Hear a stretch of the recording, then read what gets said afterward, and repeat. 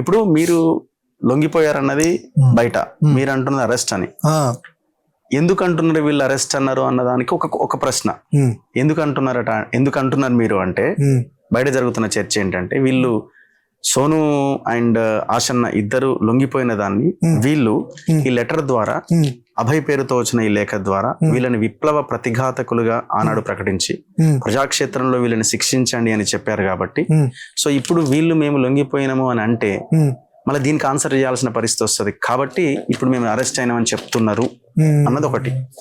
అంటే ఏంటంటే అది ఒక దుష్ట పథకంలో భాగం అన్నట్టు కదా. మేము అట్లా అంటే జరిగిన దానికి భిన్నంగా వాస్తవం ఒకటి జరిగితే దీనికి జడుసుకొని మేము ఒక కల్పిత కథ చెప్తున్నాం అన్నట్టు.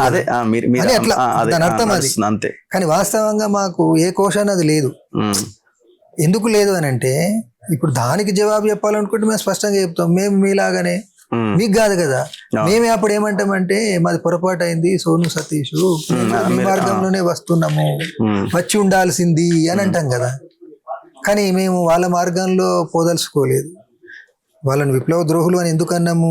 3 పదాలు వాడినాం కదా. ద్రోహులు అని ఎందుకు అన్నాము అని ప్రతిఘాతకులు అన్నారు. పార్టీని చీలదీయద్దు అంటే చీలదీశారు కాబట్టి విచ్ఛిన్నకులు.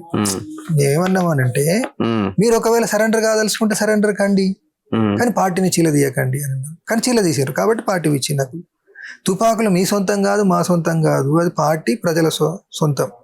కాబట్టి తుపాకులు తీసుకెళ్లి పోలీసులకు అప్పగించడం అని అంటే పోలీసులు మనల్ని చంపుతున్నారు కాబట్టి ఆ చంపే దాంట్లో చేయగలుపుతున్నాం అన్నట్టు కదా. కౌంటర్ రెవల్యూషనరీ అంటారు ఇంగ్లీష్ లో. మేము రెవల్యూషన్ చేస్తున్నాము, స్టేట్ కౌంటర్ చేస్తుంది, కౌంటర్ రెవల్యూషనరీ. దాన్ని తెలుగులో విప్లవ ప్రతిఘాతకత అంటాం.